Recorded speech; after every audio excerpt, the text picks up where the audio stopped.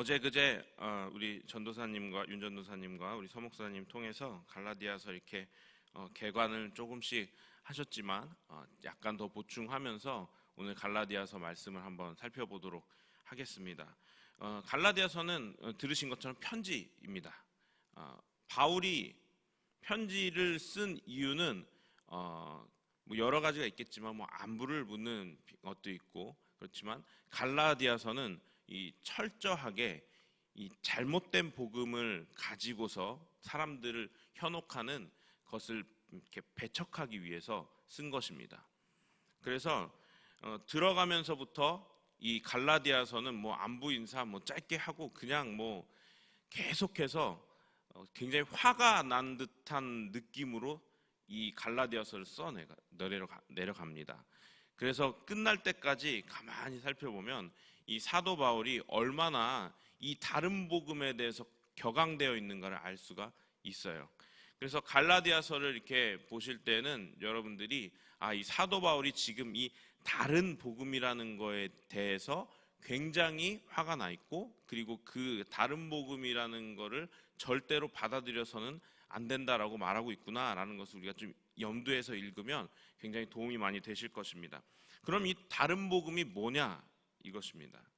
지금 이 갈라디아서는 갈라디아 지역에 있는 사람들에게 쓰여졌다고 어저께 또 서목사님 말씀해 주셨어요. 갈라디아, 그러니까 예를 들면 이런 겁니다. 어느 한 교회에 쓰여진 게 아니고 우리 서귀포가 이렇게 크잖아요. 서귀포 하면은 이 제주 남쪽을 다 이렇게 지칭하는 것처럼 갈라디아도 그랬겠죠. 그러면 서귀포 지역에 있는 교회들에게 이렇게 쓴 거예요. 왜 그랬냐? 그 지역에 전체적으로 이러한 다른 복음이 퍼져 있었던 것입니다. 근데 어떤 것이 그러면 무엇이 다른 복음이냐라는 것이에요. 그것은 예수 믿으면 구원받는다에다가 예수 믿고 꼭 율법을 지켜야 구원받는다라는 것을 이렇게 살짝 첨가시킨 거예요. 여러분, 예수 믿으면 구원받는 것입니다. 아멘이십니까? 거기에다가 뭘 하나 플러스 시키는 거예요. 근데 이거를 다른 복음이라고 하면서 이것도 복음이야 그러면서 막 가르쳤다는 거예요. 그러니까 사도 바울이 이 예수 그리스도를 믿는 믿음으로 구원받는 거에다 자꾸 속된 말로 이게 물을 타는 거죠. 그러니까 사도 바울이 이제 격앙돼서 이 편지를 쓴 것입니다.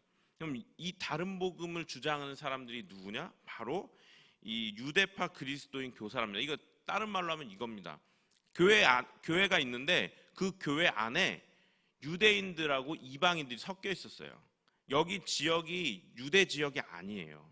그러니까 외국입니다. 한마디로 따지면. 그 외국에 외국인이 많겠습니까? 아니면은 그 나라 사람이 많겠습니까? 외국인이 더 많아요. 외국이니까. 그런데 거기에 이 유대인들이 그리스도인들이 있었어요. 그러니까 한마디로 같이 예수 믿는 사람들인데 유대인 예수 믿는 사람들이에요. 근데 이 사람들이 자기들의 전통은 뭐예요? 예수 믿기 전에는 유대인이었으니까 할례도 받았겠죠. 그리고 율법을 지키는 사람들이었어요. 그러니까 자기들이 해오던 신앙생활하고 다르니까 자기들이 해오던 신앙생활이 익숙하게 이 복음을 변질시켜 버리면서 가는 거예요. 그럼 본인들이 얻게 되는 게 있습니다. 그건 뭐냐면 정통성이라고 하는 그 어떤 걸 빌미로 삼아서 이 기득권을 얻게 되는 거예요. 야, 나 유대인이야. 예수 그리스도가 누구셨어? 유대인이셨잖아 라고 하는 거예요. 그러면서 자기네들이 마치 기독교의 정통인 것처럼 기득권을 행사할 수 있게 되었다는 것이죠. 그런 것으로. 근데 전혀 아니죠. 복음에는 그런 것이 없습니다. 할례자나 무할례자나 상관없는 것입니다. 지난주에 우리 신 목사님께서 주일에 그 할례 신앙에 대해서 말씀해 주셨어요. 주제가 무엇입니까? 예수 그리스도 믿으려면 할례 받아야 된다가 아니라는 것입니다. 할례는 그저 하나의 표시일 뿐 그것이 구원을 받느냐 못 받느냐를 전혀 1도 가감할 수 없다는 것입니다. 그런데 자꾸 여기 있는 유대인 그리스도인 교회 다니는 사람 중에 유대인 사람들이 자기들의 신앙의 전통을 가지고 거기다 플러스 시켜가지고 자기들에게 유리한 대로, 그리고 자기네들에게 익숙한 대로 만들어 버렸다는 것이죠. 제가 한 가지 질문을 좀 드려보겠습니다. 한번 머릿속으로 생각하시면서 머리로 한번 대답해 보시기 바랍니다. 예수 그리스도를 믿으며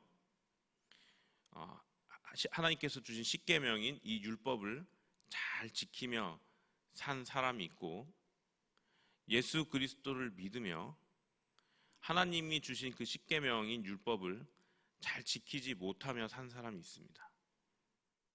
이 둘 중에 누가 구원을 받았을까요? 머릿속으로 한번 생각해 보시기 바랍니다. 자, 첫 번째, 예수 그리스도 믿으면서 율법을 잘 지킨 사람이 구원을 받았을 것이다 라고 생각하신 분들은 자칫 잘못하면 큰일 나실 수가 있습니다. 그럼 두 번째냐? 예, 맞습니다. 첫 번째도 두 번째도 다 구원받는 것입니다. 우리들 생각에는 예수 그리스도를 믿는 것보다 어쩌면 무언가를 하는 것으로 구원을 얻는 것이 더 쉬워 보여요. 왜냐하면 사람들 마음에 그런 게 있습니다. 내가 이렇게 큰 사건인데 내가 무언가 해야 되지 않나? 그렇지 않습니까? 자꾸 뭔가 내가 해야만 구원 얻을 것 같은 느낌인 거예요. 모든 사람들이 그런 심리들이 있는 것 같습니다. 은혜는 값없이 거저 받는 것이고 거저 주시는 것인데, 자꾸 그 은혜에다가 내가 무언가 해야만 구원을 얻는 것이 더 가까운 것 같은 그런 느낌들. 우리가 신앙생활하면서도 그런 어떠한 느낌들에 빠져가지고 자유롭지 못한 신앙생활을 하는 분들 참 여러 봤습니다. 이거는 사도 바울이 갈라디아서를 통해서 뭐라고 이야기하냐면요, 야, 너희들 율법 좀 더 잘 지킨다고 그거 구원받는 거 아니다. 율법은 구원받는 거에 전혀 플러스 마이너스로 영향을 줄 수가 없다라고 말하면서, 그 율법을 가지고 구원을 받느냐 못 받느냐에 조금이라도 플러스 시킨다? 마치 오늘 이 본문에서 그 다른 복음을 외치는 유대인 그리스도인들처럼, 그럼 뭐라 그래요? 예수 그리스도의 보혈의 공로를 땅에 떨어뜨리는 거라 그래요. 그럼 예수님 왜 돌아가셨냐? 너희들 율법 지키는 거가 구원받는 거에 조금이라도 플러스 되는 거면 예수님 괜히 돌아가셨다 그러는 거예요.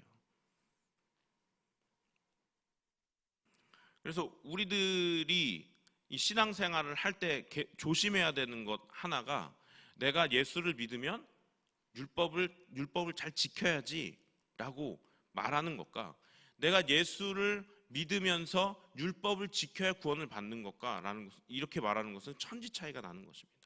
예수를 믿는 사람으로서 내가 하나님의 율법을 존중히 여기며 지키며 살아가는 것이 어쩌면 그리스도의 마땅한 본분이다 라고 이야기하는 것에는, 내가 구원을 받고 못 받는 거에 이 율법이 플러스 마이너스의 영향을 하지는 않아요. 그런데 내가 예수 믿으면 율법 잘 지켜야지 구원받지 라고 하는 건 왠지 뭔가 딱딱 논리적으로 맞아 떨어지는 것 같잖아요. 굉장히 위험한 생각이라는 것입니다. 사도 바울이 오늘 이 갈라디아서를 통해서 말씀하고 계시는 건 바로 그거예요. 오늘 이 3절부터 이 5절까지는 이러한 이야기들이 나옵니다. 이 사도 바울과 같이 있는 헬라인 디도라고 이렇게 소개하는 사람이 있어요. 근데 이 사람에게 할례를 받지 않게 했대요. 그러니까 왜 그랬냐? 보니까 가만히 들어온 이 거짓 형제들, 그러니까 이 그리스도인들 중에 유대인이라고 하는 사람들이, 야, 너 이게 교회 안에서 신앙생활하는데 너 할례 받아야 돼 이렇게 얘기하는 거예요. 야, 너 예수 믿으면 너 할례 받아. 할례 안 받으면은 소용없어. 이렇게 이야기하는 거예요. 그러니까 그 사람들에게 본보기로 보여주는 거예요, 사도 바울이. 그러니까 디도가 예수를 잘 믿는 사람이잖아요. 그러니까 그 표시로 할례를 주고 싶은 거예요. 그래서 요즘 말로 세례를 주고 싶은데 세례를 일부러 안 주는 거예요, 사도 바울이. 왜요? 세례 받는 것과, 그러니까 할례 받는 것과 받지 않는 것이 구원에 전혀 영향을 미치지 않는다는 것을 그 바로 옆에 사람을 통해서 보여주고 있는 것입니다. 그러니까 사람들이 볼 때 그랬겠죠. 저 디도라는 사람은 사도 바울과 같이 다니는데 할례를 안 받았대. 왜 안 받은 거지?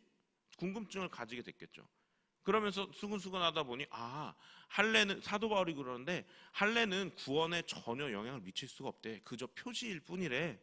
라고 그런 이야기들이 있을 수 있겠죠.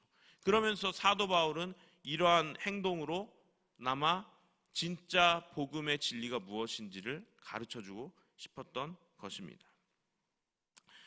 오늘 이 6절부터 이 마지막 10절까지 이렇게 있는 이야기들 중에는 이 사도 바울이 이 자신의 사도권에 대해서 말하는 장면들이 있습니다.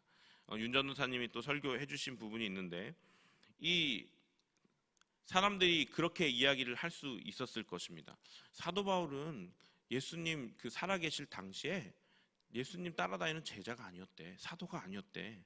그런데 본인이 언젠가부터 예수님을 만났다 그러면서 원래는 살기등등해서 예수 믿는 사람들 다 잡아쳐 죽이러 다니던 사람이 한순간에 뒤집히더니 자신을 사도라고 소개하면서 저렇게 복음을 전하는 거래 라는 이야기들이 있었어요. 그러면은 사람들이 뭐라고 생각했을까요?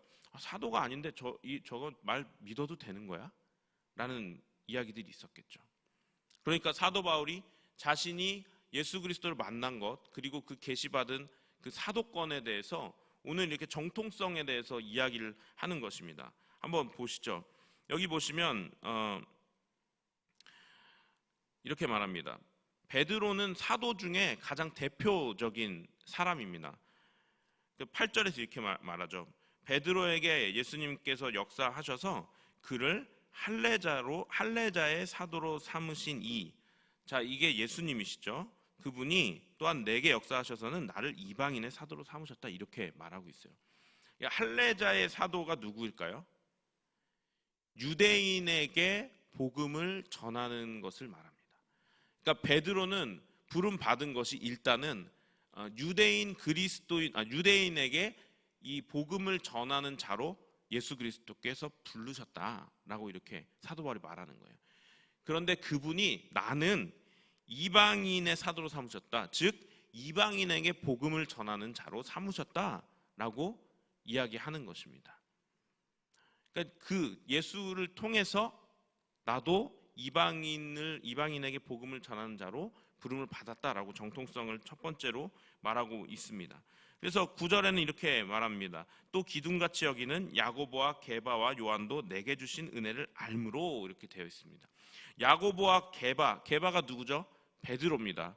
야고보와 베드로와 요한, 이 셋 하면 사도의 대표예요. 사도의 대표. 그러니까 이 세 명 말하면 사도들 전체가 내게 주신 은혜를 안다라고 해요. 그래서 그 사도들이 나하고 바나바에게 친교의 악수를 하였다라는 것입니다. 이게 무슨 얘기일까요? 그 사도 전체가 나와 바나바를 인정했다라는 것입니다. 우리가 복음 전하는 것을 인정했다. 우리를 사도로 또한 인정했다. 이방인의 사도로 인정했다라고 하는 것입니다. 그렇게 자신의 사도권에 대해서 변호를 하고 있는 것이죠. 그래서 결국은 우리는 이방인에게로, 바나바와 바울은 이방인에게로 가게 되었고, 그 예수 그리스도의 사도인 야고보와 베드로와 요한이 속해 있는 그런 정통 사도들은 할례자인 유대인들에게 가게 하려 함이었다라고 이렇게 자신들을 소개합니다. 그러니까 여기서 본인들이 확실히 하고 있는 것, 사도 바울이 확실히 하고 있는 것은 뭐예요? 나는 예수 그리스도가 처음 부르실 때 유대인에게 복음 전하라고 부른 사람이 아니다. 나는 이방인에게 복음 전하라고 부름 받은 사람이다 라고 확실하게 소개하고 있는 것입니다. 이방인에게 복음을 전하다 보니 제일 방해되는 게 외국에 있는 이방 신들도 방해되는데, 가만 보니까 유대인 그리스도인, 흩어져 살고 있는 유대인 그리스도인들이 이방인하고 만나니까 항상 이런 일들이 발생하는 거예요. 자기들이 살아오던 그 방식을 벗어나지 못하고 그것을 이 복음에 물타버리는 것입니다. 이 유대인 중에 유대인이 누구입니까? 사도 바울이에요. 그런데 사도 바울은 결코 그렇게 말하지 않습니다. 왜입니까? 그 복음의 진리를 아주 정확하게 인식하고 있기 때문입니다. 말씀을 마치려고 합니다. 여러분, 갈라디아서는 사도 바울이 그 복음의 진리에다가 자꾸 자기들의 무언가를 추가하려고 하는 것에 대해 굉장히 화가 나서 격앙되어서 그거 아니야 라고 쓴 편지 글입니다. 우리들이 이 시대에 이 글을 보면서, 이 편지를 보면서, 이 말씀을 보면서 무엇을 돌아보아야 하겠습니까? 혹시 내가 신앙생활을 하는데 내가 예수님 믿는데 내가 이렇게 살아가지고는 구원을 못 받을 것 같아 라는 만약 생각을 하신다면 여러분 어떤 것을 보면서 여러분들이 그런 생각을 하시는지 한번 돌아보시기 바랍니다. 중요한 것은 우리의 어떠한 행동으로 구원에 이르는 것이 아니라는 것입니다. 우리의 믿음으로 구원에 이르는 것입니다. 그래서 여러분들이 항상 나의 신앙을 돌아보실 땐 믿음을 돌아보셔야 하는 것입니다. 내가 주일 성수를 잘했냐, 내가 헌금을 잘했느냐, 내가 이웃을 사랑했느냐 못했느냐, 이것으로 내가 구원 얻고 못 얻고가 결정되는 것이 아니고 내가 어디에 있든지 예수 그리스도를 믿고 의지하고 살고 있느냐, 예수 그리스도께서 원하시는 대로 내가 행하며 살고 있느냐, 내가 그 믿음이 이 행함으로 이 검증될 수 있느냐, 이것을 살펴보아야 한다는 것입니다. 이게 조금 헷갈려요. 그래서 사도 바울이 로마서나 갈라디아서를 통해서 계속 말하는 것입니다. 율법의 행위와 믿음에 대해서 계속 말하는 것이에요. 그러나 감사한 것은 우리에게 성령님이 계십니다. 믿으십니까? 우리가 미처 깨닫지 못한 헷갈리는 것들을 성령님께서 반드시 깨달아 알게 하실 것입니다. 걱정하실 필요 없습니다. 말씀을 보면서 기도하시기 바랍니다.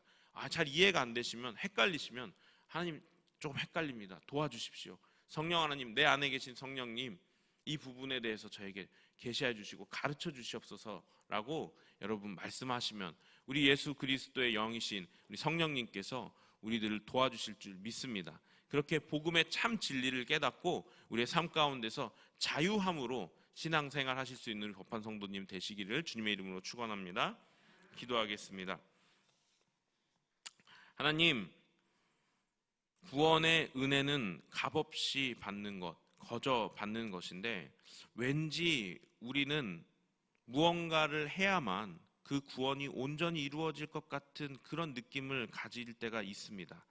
그러나 하나님, 그것은 예수 그리스도의 그 보혈의 공로를 경하게 여기는 것임을 다시 한번 알게 하시니 감사합니다. 거저 받은 구원, 감사함으로 믿음을 항상 돌아보며 살게 하여 주시옵소서. 다른 복음은 들어오지 않게 하여 주시옵시고 오직 진리의 말씀 되신 예수 그리스도의 복음만이 우리의 마음판에 새겨지고 또한 성령 하나님 그것만이 우리의 삶을 이끌 수 있도록 도와주시옵소서. 예수님의 이름으로 기도합니다. 아멘.